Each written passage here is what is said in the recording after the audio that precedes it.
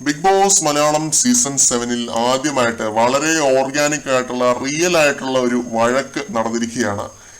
പല കൂട്ടുകെട്ടുകളും അതേപോലെ തന്നെ ഗ്രൂപ്പുകളും എല്ലാം പൊളിഞ്ഞ് പല വഴിക്ക് ചിന്ന ഭിന്നമായി പോകുന്ന കാഴ്ചയാണ് ലൈവിൽ കാണാനിടയായത്.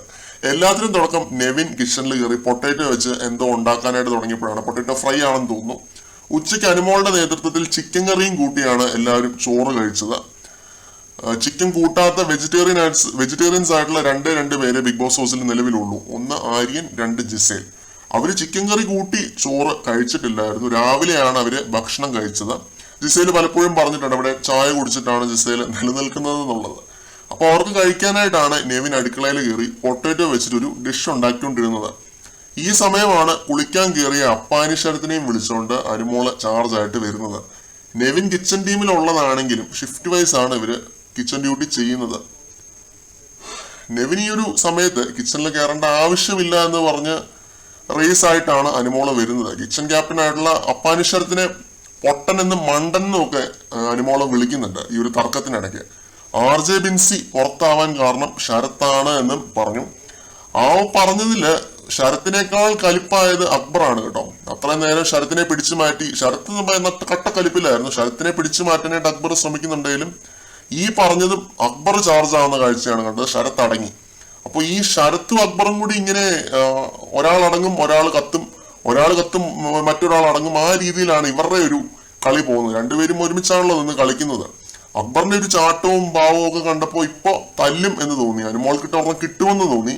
ശരത്താണെങ്കിലും അതെ വളരെ അഗ്രസീവ് ആയിട്ടാണ് പെരുമാറിയത്. ഇതിന്റെ ഒരു റൂട്ട് കോസ് പരിശോധിച്ചാൽ അനുമോൾ ജിസേൽ പ്രശ്നത്തിന്റെ ഒരു കണ്ടിന്യൂവേഷൻ തന്നെയാണ് ഇത്. തുടക്കം മുതലുള്ള ഗ്രഡ്ജും കേസുകളും ഇങ്ങനെ കുമിഞ്ഞുകൂടി അതിന്റെ ഒരു തുടർച്ച തന്നെയാണ് ഇത്. അതാണ് ഞാൻ ഇത് വളരെ ഓർഗാനിക് ആയിട്ടുള്ള ഒരു ഫൈറ്റ് ആണെന്ന് പറഞ്ഞത്. ഇതില് അനുമോള് പറയുന്ന വളരെ അർത്ഥവത്തായ ഒരു കാര്യം, ജിസേൽ ആയതുകൊണ്ടാണ് ഇവരിങ്ങനെ അസമയത്ത് ഒരു കുക്കിംഗ് അവിടെ നിന്ന് ചെയ്യുന്നത്. അവിടെയുള്ള വേറെ ആർക്ക് വേണ്ടിയും ഇങ്ങനൊരു ലീനിയൻസ് കിച്ചൺ ക്യാപ്റ്റൻ കൊടുക്കുമെന്ന് തോന്നുന്നില്ല എന്നാണ് അനുമോളുടെ അഭിപ്രായം. ഗ്രൂപ്പിസമാണ് കളിച്ചുകൊണ്ടിരിക്കുന്നത്, അതിലൊന്നും ഒരു സംശയവും ഇല്ല.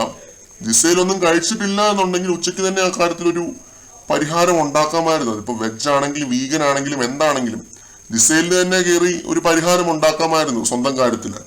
അതിപ്പം നെവിനെ വെച്ച് ഈ ഒരു സമയത്ത് ഒരു വേറൊരു സാധനം ഉണ്ടാക്കി കഴിച്ച് അങ്ങനെ ചെയ്യുന്നത് റൈറ്റ് ആയിട്ട് തോന്നുന്നില്ല. പിന്നെ അവിടെ ഒനീലും റെന ഫാത്തിമ എല്ലാവരും നിൽക്കുന്നത് കണ്ടു. അങ്ങനെ എല്ലാവരും മറ്റേ കീറി മെയ്യാനാണ്. പിന്നെ എന്തിനാണ് അവിടെ ഒരു കിച്ചൺ ടീം?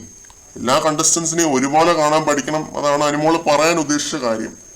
പിന്നെ അതിനെ ഒത്തിരി എക്സാജറേറ്റഡ് ആയിട്ട് വമ്പൻ പ്രശ്നം ആക്കുന്ന പോലെയൊക്കെ എനിക്ക് ഫീൽ ചെയ്തു. ഓക്കെ, അത് അനുമോളുടെ ഗെയിം ആയിരുന്നിരിക്കാം.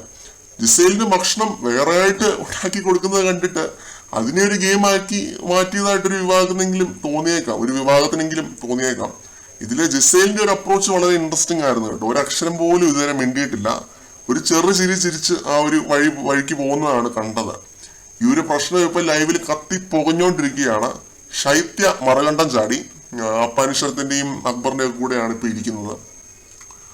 പറയുന്നത് ഇതാണ്, അനുമോളോട് ഞാൻ പറഞ്ഞു RJ ബിൻസിയുടെ പേര് പറയരുത്, പുറത്തായ ഒരാളുടെ പേര് പറയരുത് എന്ന് പറഞ്ഞിട്ട് ശൈത്യ മറുകണ്ഠം ചാടുന്ന കാഴ്ചയാണ് കണ്ടത്.